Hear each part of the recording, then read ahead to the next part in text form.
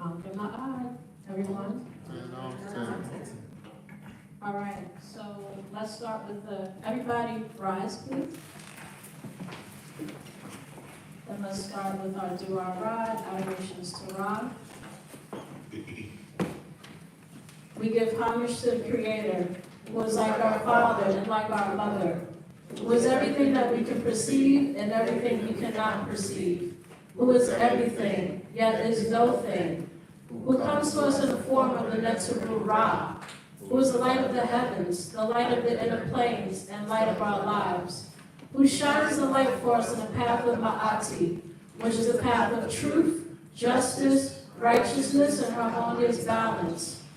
Homage to you, who comes to us in the form of the light of vitality, giving us the strength and endurance to live and act upon that which we know to be true. Homage to you, the one who shines in and through us as a beacon of light, for those who are blind to the facts of their place, position, and responsibility in the divine scheme of things. May we be Ma'akaru, true of thought, word, and deed, to our highest reality, and in our moments of crisis and the dark nights of the soul, when it appears that everyone and everything else has let us down, it is and so shall it be. Amen Ma'at. Amen Ma'at. Ma'akaru. Ma'akaru. Ma'akaru. Ma'akaru. Ma'akaru. Ma'akaru. Ma'akaru. Ma'akaru. MC. You know, it's so interesting. You know, I've been a part of the temple I've been around the temple for over 20 years, but I initiated a while ago, 15 years ago, 12 years ago, something like that. And it's so different being up here, repeating all the things that I have no problem when I'm sitting there. I remember it like no problem, but when you're up here, it definitely is a bit different. So shout out to everybody that has to do communion every time. I get it. He's laughing at me too back there. I get it. All right. So let me introduce myself. So I'm Ma'akara, and Minta, actually Wepet is my title, which means she who is the opener of the way. And then my name is Ma'akara and Minta.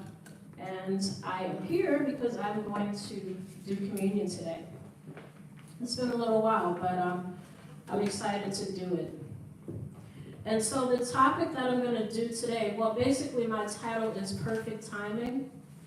And so, yeah, it may sound like a straightforward topic, but it's not. And you'll see as we get into it, okay?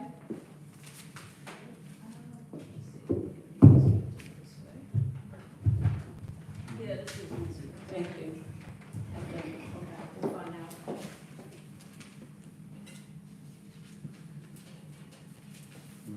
Okay, so perfect timing.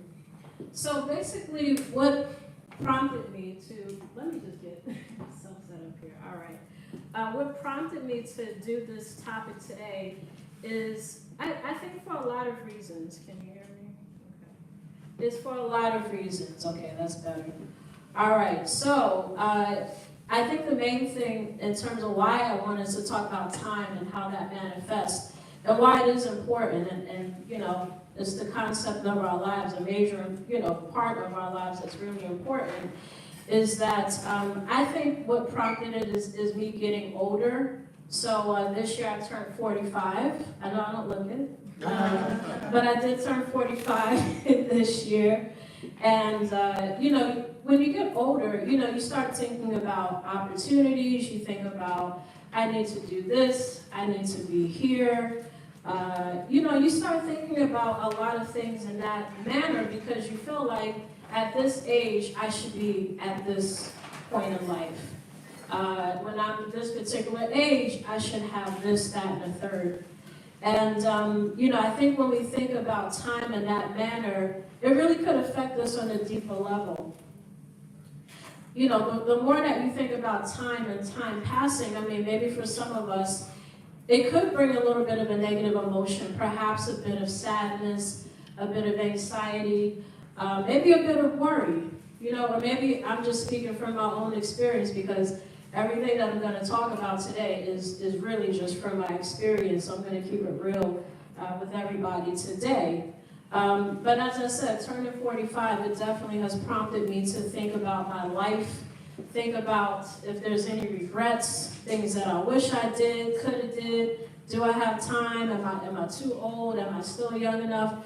And so this was the reason why I thought about this in meditation and decided that I wanted to do this. And so, time as a concept is interesting anyway. So, our world is built up of social constructs. Everything is a social construct, essentially. We agree upon what words mean, the meanings that we put into our life, those are social constructs. And time is also one of those things too. I think when we say time, the first thing that we probably think about is, time of day, a year, a month, a day. That's probably the easiest way that we think about time. But also time has value too. So when you think about the past, that's also the time as well.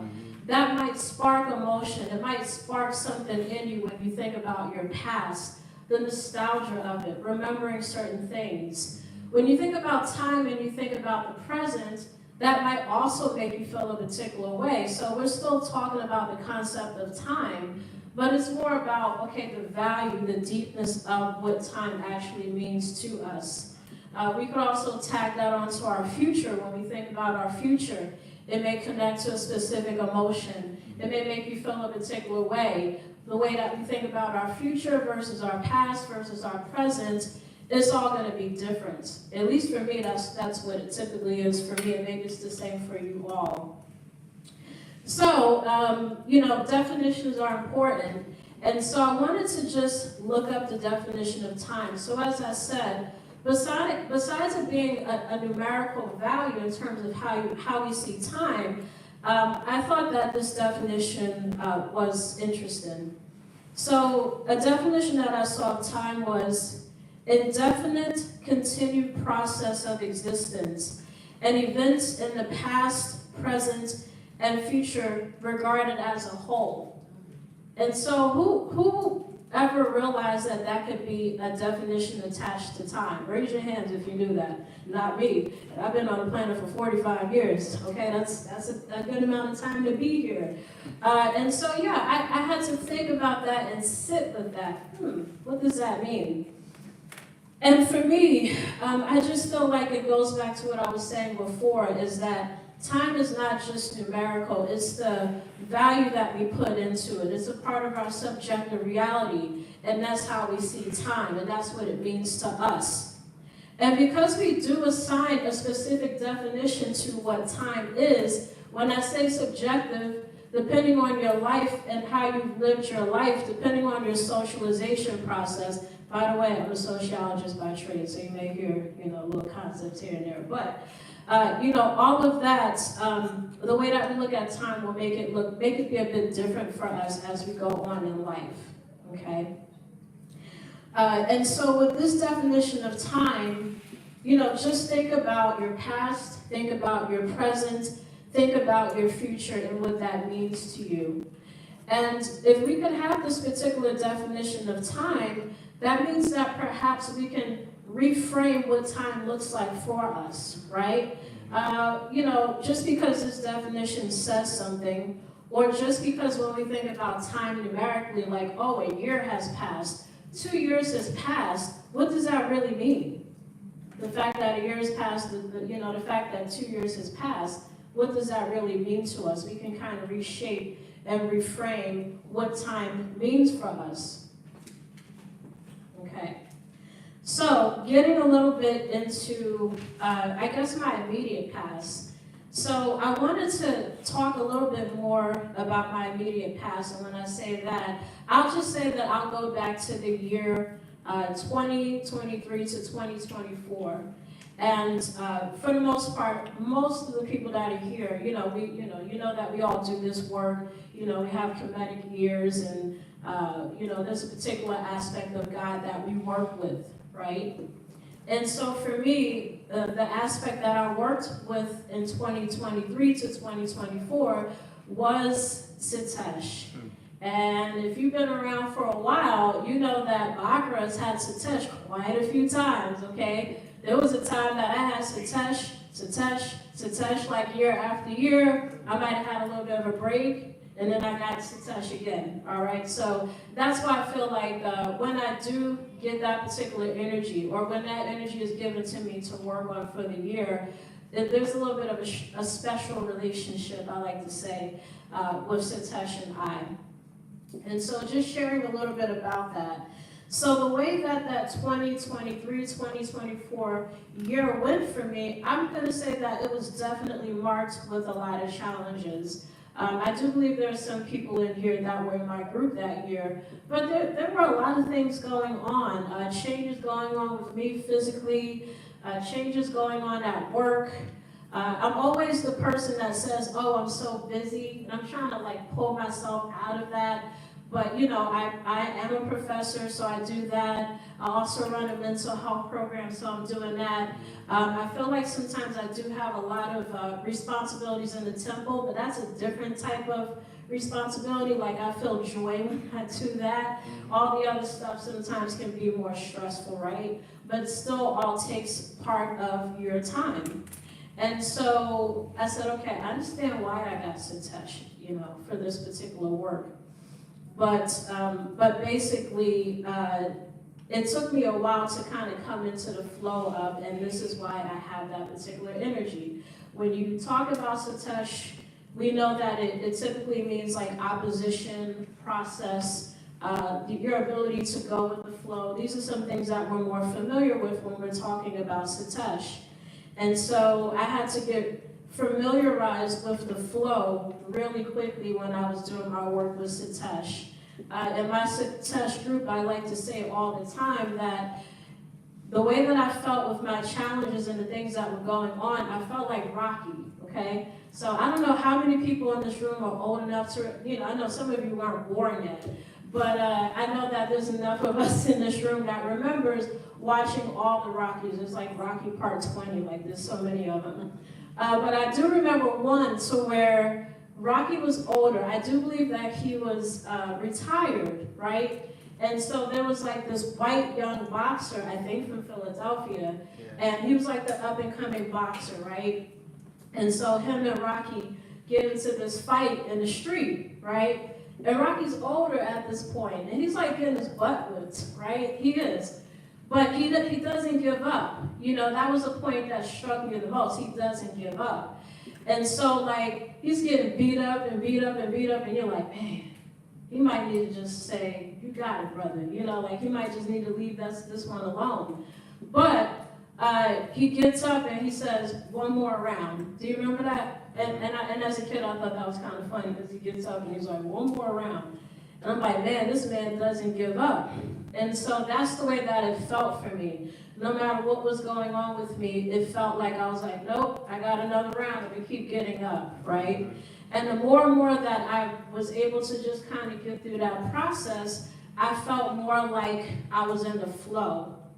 And once I was able to get into the flow of that particular point in my life, then things started to get easy, less stress, less opposition, and I started to come into this feeling and this sense of knowing that I'm starting to learn my lessons, right?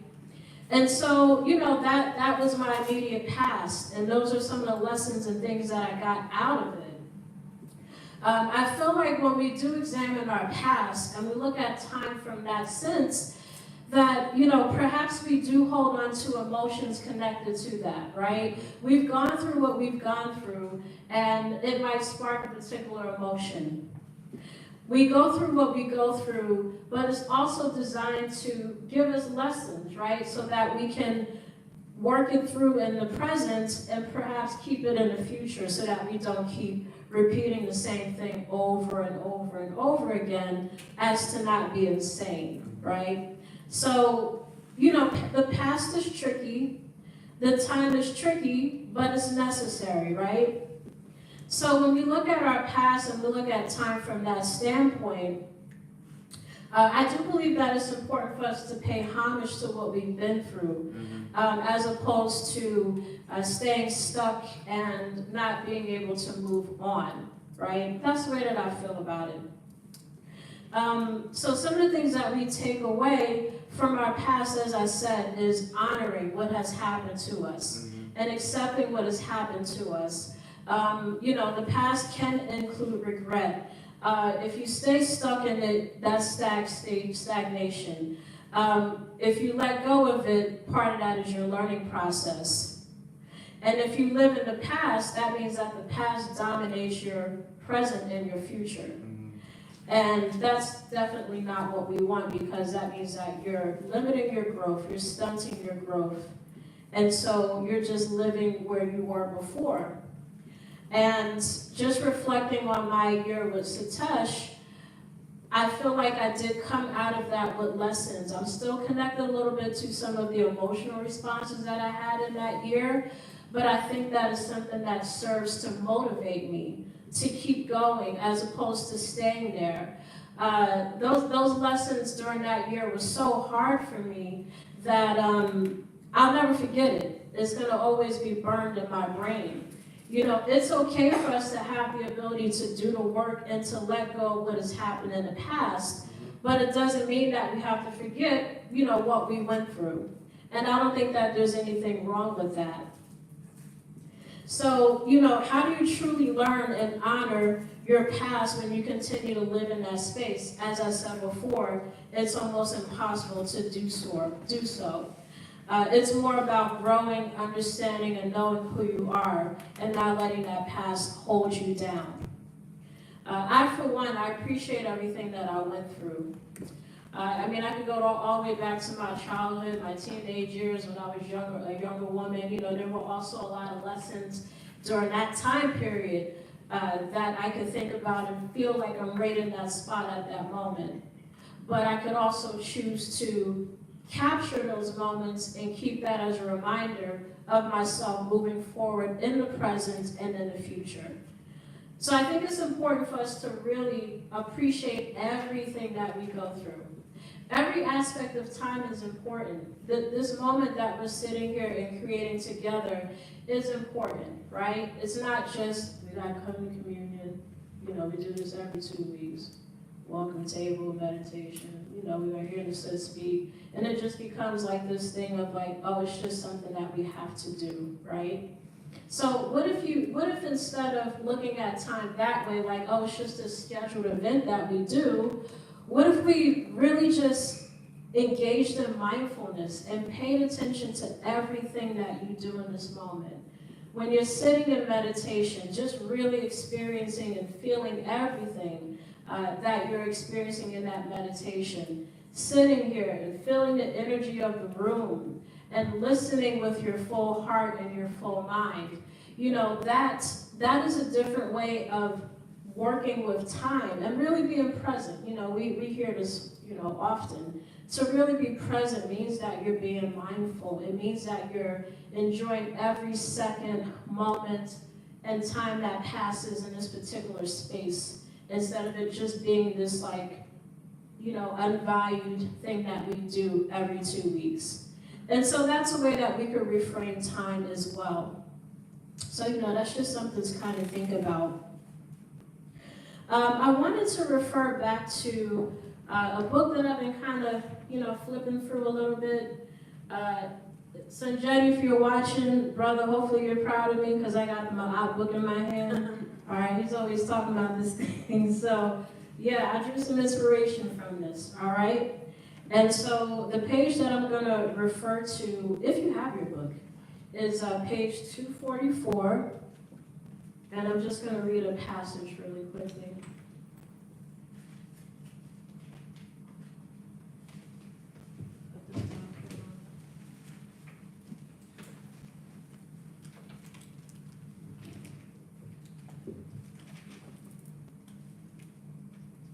Okay, so the part that I wanted to read was on page 244. This is the Ma'at Guiding Principles of Moral Living book, Dr. Kilimanjaro and others. There were 4 authors to this book.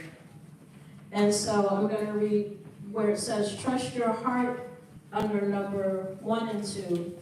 Intuition is the voice of your heart. Learn to listen.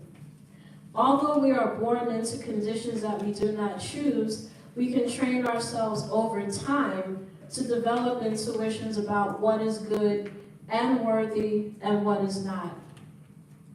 Part 2 is not listening to and honoring the voice of your heart often leads to mistakes that can be avoided.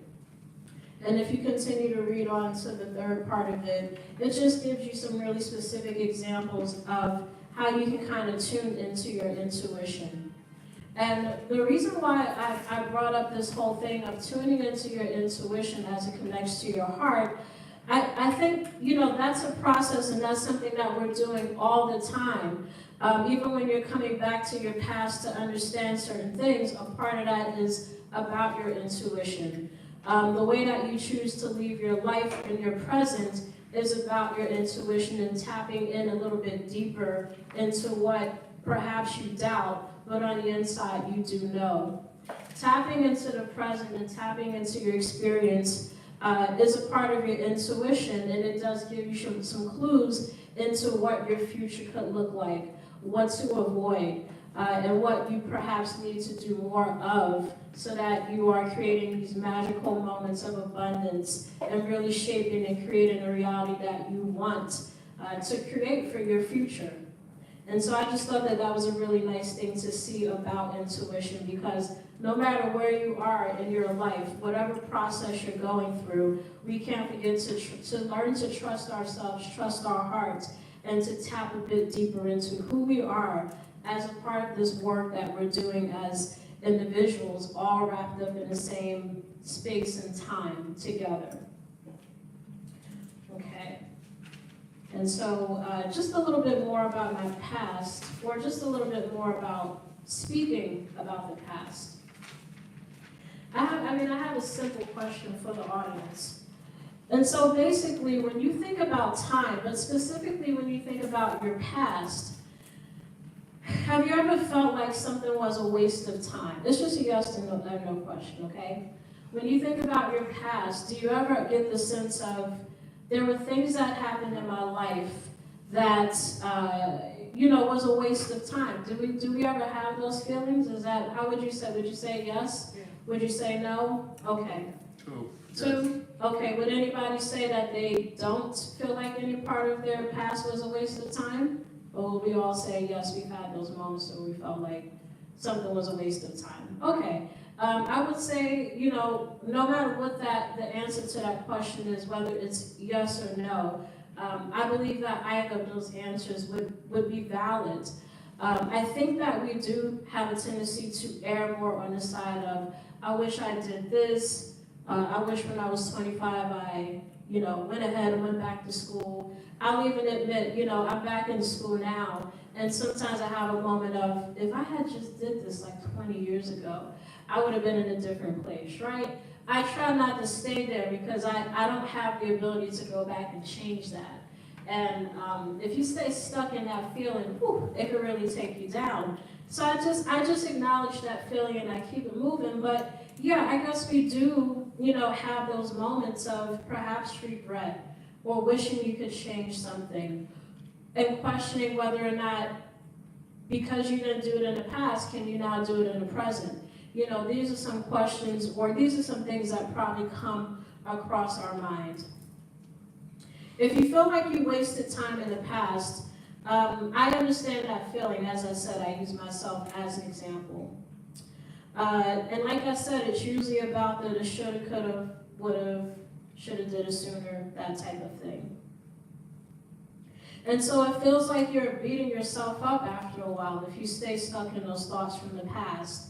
When you're doing that, in a way you are not showing compassion for your process. You're not showing compassion for the fact that for whatever reason you chose not to do what you needed to do at that moment, and just being okay with that, as opposed to beating yourself up and saying, I should have done that. Nobody in this room, no matter how magical we are, because we have some magical people in this room and in the temple, right? We're all magical, but no matter what, none of us have the ability to go back and change our past, right? But we do have the ability to sit in that feeling, to maybe understand why we made the choices that we made in the past, and then just move on that way and utilize it as a tool for that way, instead of beating yourself up and not showing compassion for yourself. Again, I think it goes back to honoring our past differently, honoring time differently by saying everything that has happened to us, even the things that maybe we don't even understand right at this moment, we have to understand that it was meant to be. This is the way that it was supposed to be. You know, even the things that hurt us, right? That relationship that, you know, maybe you stayed in too long, you know, you might feel that way. Or, you know, bad relationships with friends and families from the past, missed opportunities, perhaps being hard-headed. I've definitely had hard-headed moments, and it doesn't feel good, but hey, this is what we go through at certain points in our life. You know, those feelings are hard. But the thing is that it's all a part of what you were supposed to do at that moment. It's a part of that lifelong process. Perhaps the things that felt like it hindered you from doing something different many, many years ago truly meant that it just wasn't meant to be at that moment. Maybe you felt strongly like, hey, I should have done this, or I should have left, or whatever it was that you may still hold a little bit of regret over. It just wasn't that time. It just wasn't the right time yet. Maybe you needed another 2 to 5 more years to go back to school. Maybe it took you another year or two to say, hey, you know what? I probably should have left this relationship a long time ago, but I have the strength, I have the skill set, I have the tools to leave now and to feel independent and be ready to do this now. And so when we look at time, as I said in the beginning, I think it's important to just reframe how we think about time, the past, the present, the future, because that might prevent you from holding on to these feelings that weigh you down and may put you into a down spiral emotionally. It all happens for a reason, right? So honoring your past means you've accepted what has happened and use what you learned when you need it. And it's this constant learning, constant toolbox that we're building with every experience that we have. A thing that I've learned from being in this temple, I've learned a lot of things, but one thing that I definitely feel like relates to what I'm talking about today is that if you don't let go, that's grief. So the failure to let go is grief, right? But at the same time, letting go is not forgetting. And so perhaps you're kind of finding some type of balance, right? You know, you don't want to feel like you failed, but you also don't want to hold on to that feeling. You don't want to be in this space of grief when you don't have to. When you have the ability to do the work to let go and move forward, and not forgetting what happened to you. Nobody says, oh, just act like it never happened, like you had amnesia. It's not that. It's just that, okay, this happened. If I wanted to, I could remember exactly what happened, but it's not holding me down emotionally even more. And I think that's important. If you feel like your time was wasted, that is also honoring yourself in some shape or form. When you feel like your time was wasted, I think that means that you kind of tap a little bit back into the emotional part of whatever it was that you were going through in the past. I also feel like when you do have the ability to remember emotionally what you went through at a certain point in your life, perhaps that's going to be something that motivates you to not allow for it to happen again, right? If you remember that hurt, if you remember that disappointment, anything that you could think of that was just something that really wrecked your emotions, 9 out of 10 times, we're not going to want to go through that again. Hopefully we don't go through that again, right? And so we can use that emotion, we can use those battle scars to motivate us to do differently next time. We all have the power of choice. And so, holding on to a little bit of what you remembered from those particular situations serves as a motivator. And when we're motivated, I feel like we do have a tendency to make better choices for our present leading into our future. And so, those were some of the things that I, went through when I was going through my Satesh work. As I said, it wasn't an easy road. but it was definitely something that was necessary, and I know that I came out of it a better person with every year. For those of you that were at the retreat, you saw the presentation that I was, giving to Satish. And when I was going through that, it felt like a whole year of experience and work was packed into my presentation to Satish. So I did tear up. I could just feel my whole year within that one moment. But not only that, towards the end, I could feel how victorious I was at the end too. And so, that was very important to me because this was just something that was needed, no matter how rough it felt, no matter if I felt like, the older Rocky getting beaten up by this younger boxer, it was something that had to happen, and I'm happy that I went through that. I didn't enjoy it all the time, but I'm happy that I had that experience.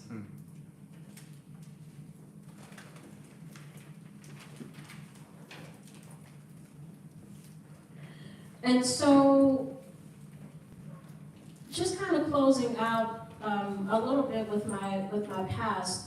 As I said, the past is something that we should just really relish in terms of the lessons that we've gotten from, what happened to us in our previous time period. And so, when we think about the present, I actually, before I get into the present, which will still be a reflection of, kind of where I'm at now, I wanted to reference again the Ma'at book. And so if you have it or if you don't have it, I'm referencing the Ma'at book again, page 246, and I'm looking at section 3, and I'll read it.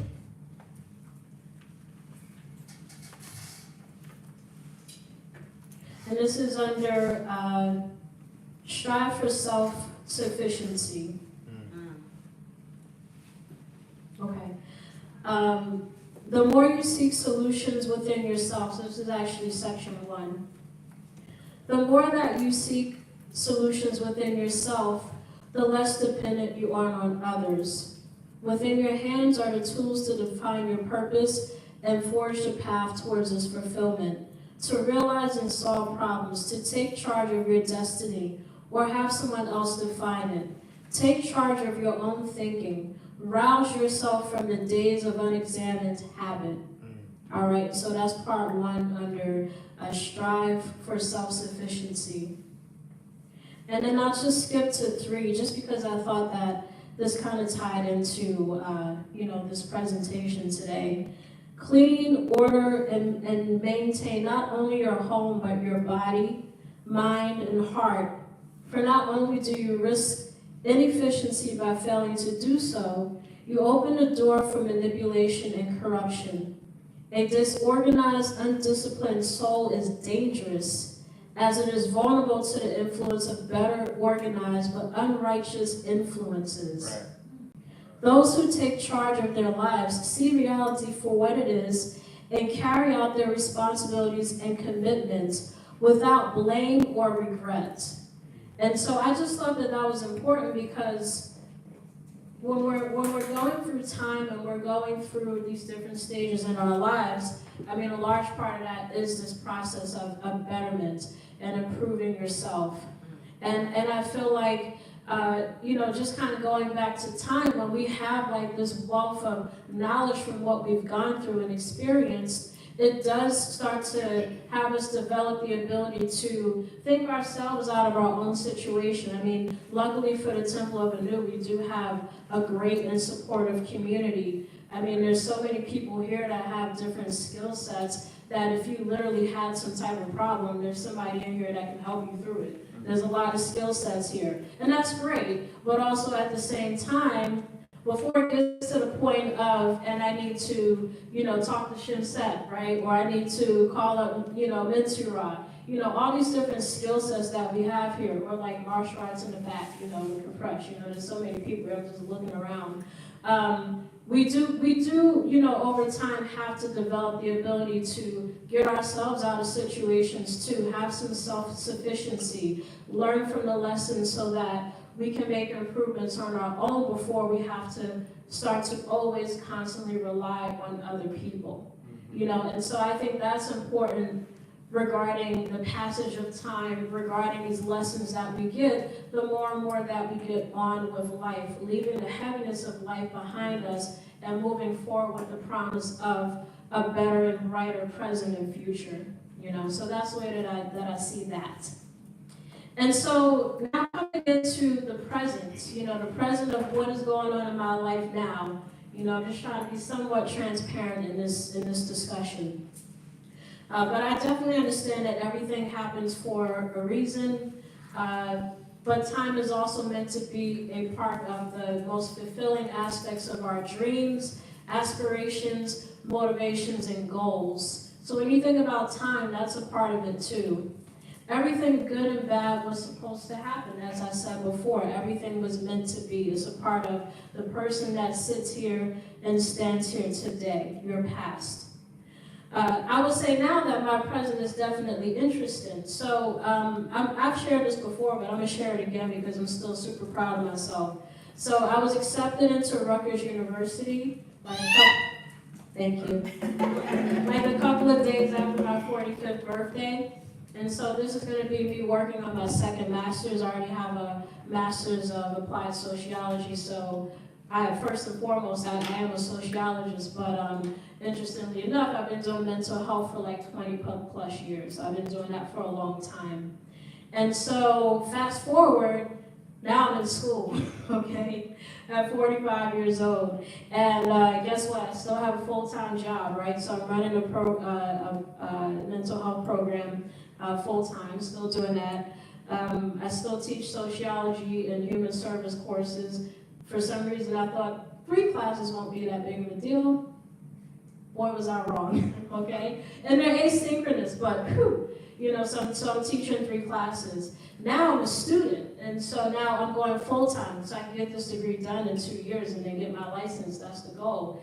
And so now I'm a full-time student, and everything else that's going on in my life, making sure that I'm taking care of myself, making sure that I can still be of service to the temple and the people within the temple. All of that is still going on simultaneously. So that's currently what is going on with me. Also add to that, now that I'm back in school, they make us do the internship the first 3 semesters, and so I'm in an internship right now. And I'm doing that 2 days a week, right after work, which means I get home like 10:15, twice a week. So when we talk about time, I feel like I'm living in a world to where there's 26 hours in a day, because I just don't see how I fit it all in, but I do it.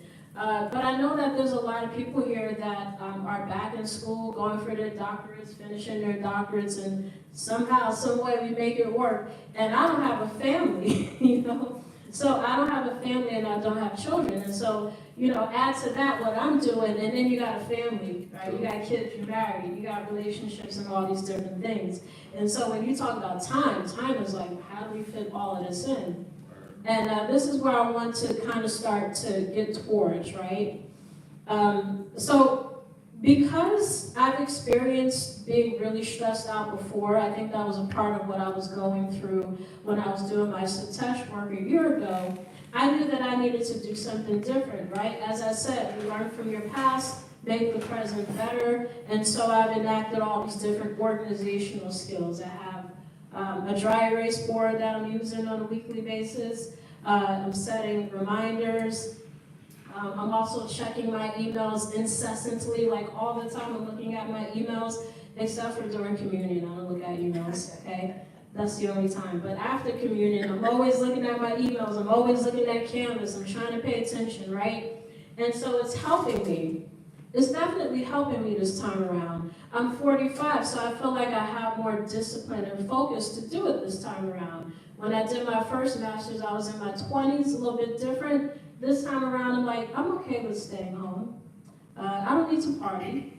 I just stay home. It's, this is my life. It's all good. And so it's making this experience way different than what it was almost 20 years ago, right?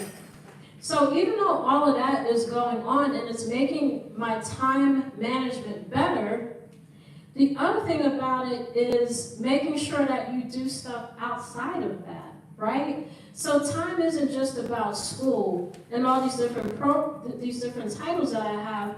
Time is also about taking care of myself too, right? And so you have to prioritize making sure that you do things that are not a part of your overall daily responsibilities too.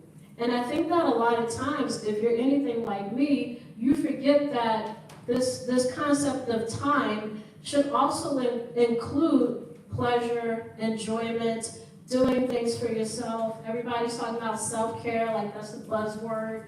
But I think that those things are really important. Okay, as an example, I stayed home pretty much all day yesterday. I had to grade papers, I had to do assignments, I had all these deadlines to meet. I was already tired because it was just a long week, and but I had to do what I needed to do. And at a certain point, I got tired of looking at the computer screen, and I said, you know what? I don't care where I'm at with everything. I'm gonna take a break. I'm gonna just take a walk, and that's what I did. I took a walk at Bolte Park, okay? And I did like a nice little 30-minute walk. I had my music on. It was probably ratchet music, but I was listening to what I was listening to. It's all good, okay? I'm a Kemite, but I listen to everything, So yeah, it's all good. It's all good, right, bro? So so I just said, let me just take a break and just do something that has nothing to do with all these responsibilities that I have. Right. And even though it was 30 minutes, it was something that I really, really needed. And just taking that walk made me realize I don't always do enough of that with my time. And so that's also something that we need to fit into the equation of how do I get all these things done in a 24-hour period. And actually, it's less than a 24-hour period. Because if you minus the 8 hours of sleep, it's not 24 hours, it's less than 24 hours of actual time that you have to be active and do the things that you need to do. And so that's something that I know personally that I need to do more of, okay?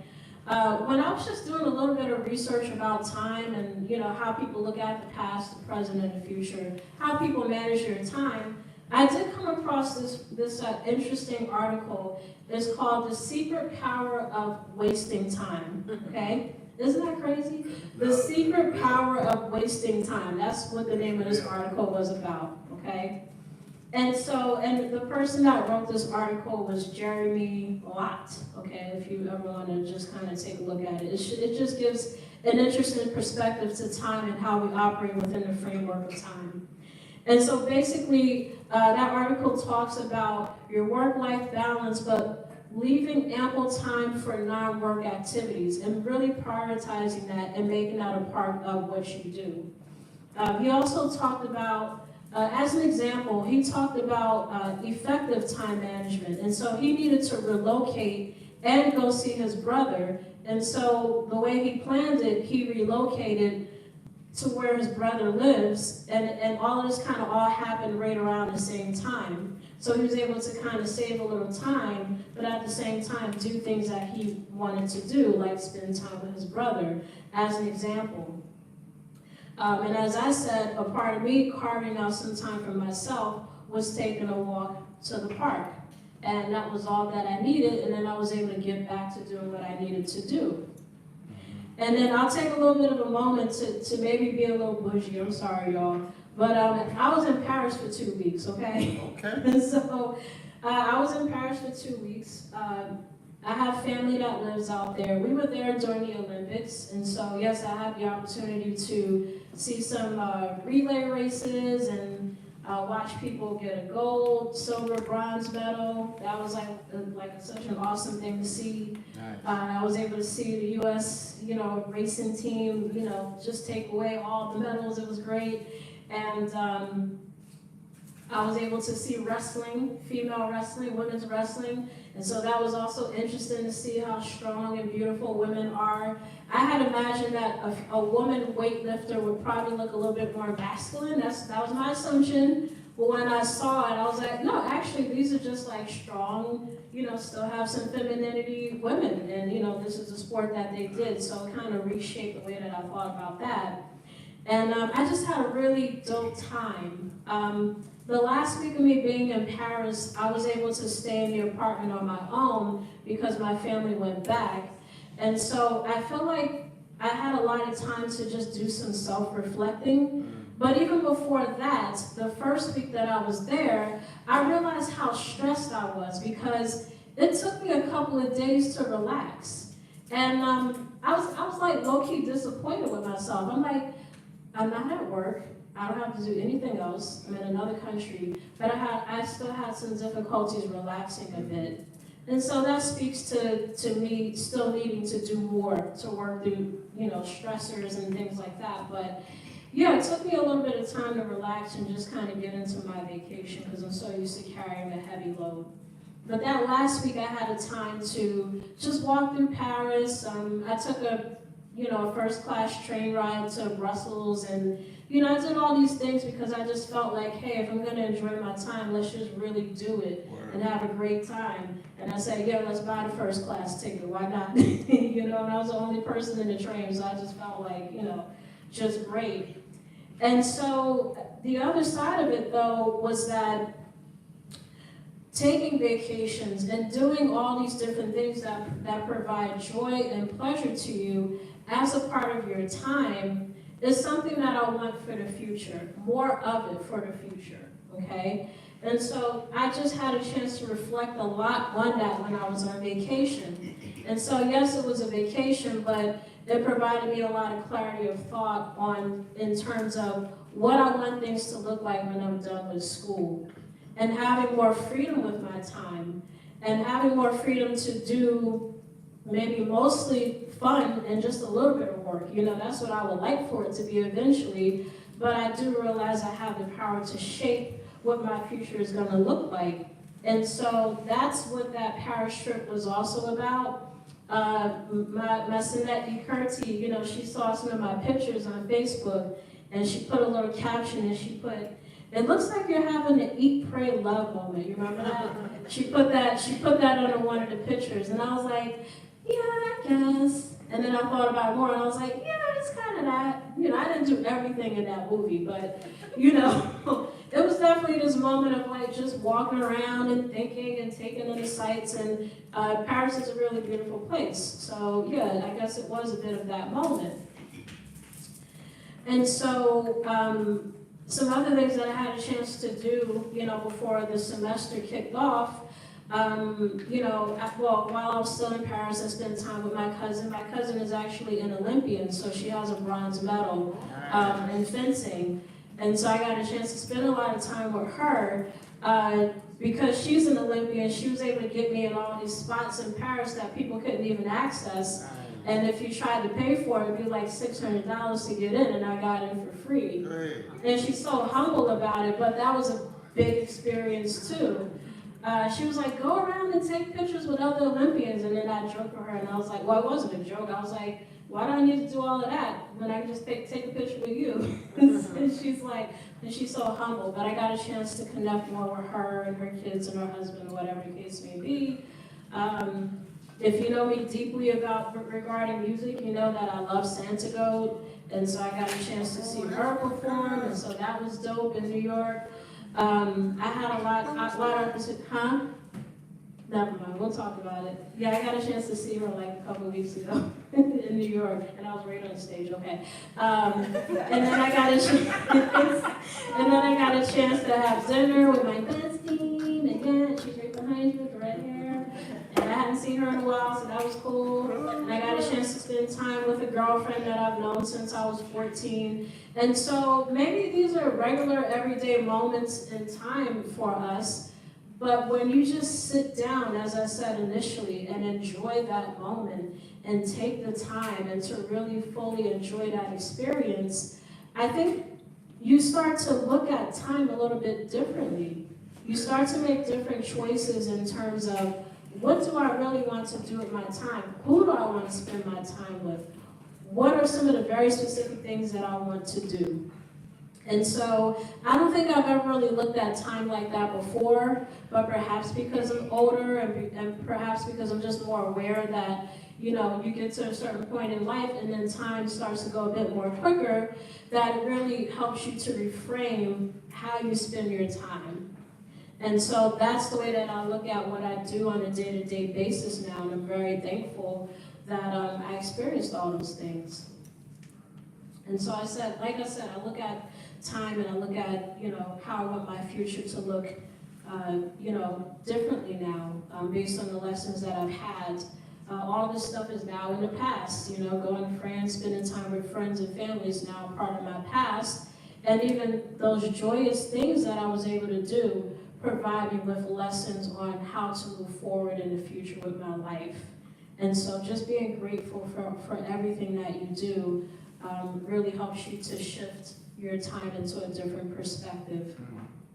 I mean, right now I do feel good. I feel like, you know, I'm on my way to freedom. I'm on my way to getting more education. It's going to open a lot of doors. I already have plans as to what I want to do when I graduate in May of 2026. It's a 2-year program.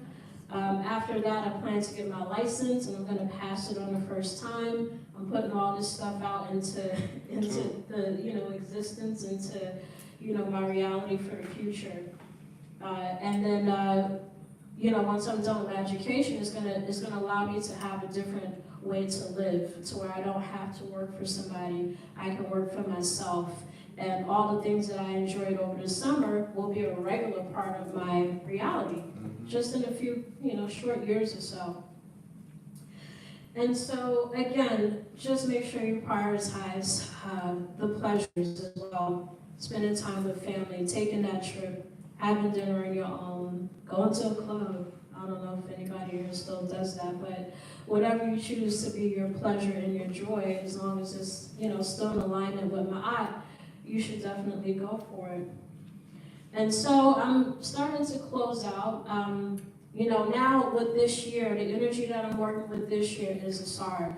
And I feel like it's perfect, you know, coming from some of the chaos and discord that I experienced with Satesh, now usher in, you know, Asar and that calm energy, that meditative, deeper energy that I get to bask and engage in for the next, you know, less than a year now. I just feel like it perfectly just aligns with what I went through and what I need now. The fact that my life is my life is more organized, it's still busy. I think that having Asar at this present time in life is going to help me to be able to deal with everything even more fluidly, making sure that I'm taking care of my physical health. You know, all these things are going to come out of this energy that I'm working with right now, so that, you know, it's just going to continue to add on to the value of my life. And so that's where I'm at right now. And so, you know, when we think about time, as I said in the beginning, you know, don't beat yourself up if you haven't done everything that you thought you would be doing. You know, if you know anything about the stories of the Neteru, you know, Asar, Set, you know, Nebuchadnezzar, Satesh, Heru, Ra, you know, all these different aspects of God that we engage with, you know, on a daily basis, certain Neteru that we focus on for a very specific reason. They also have their stories. And in terms of perfection or getting to a higher state of self, if you read those stories, they had to go through stuff too, right? It wasn't a perfect story. I mean, imagine if Asar wasn't chopped into pieces, right? I know that sounds crazy and like violent, but you know, if you know the stories, you know that he is put back together eventually. You know, he does come back into a more royal and higher form after going through all that he went through. You know, he also learned his lessons. These stories are also lessons for us.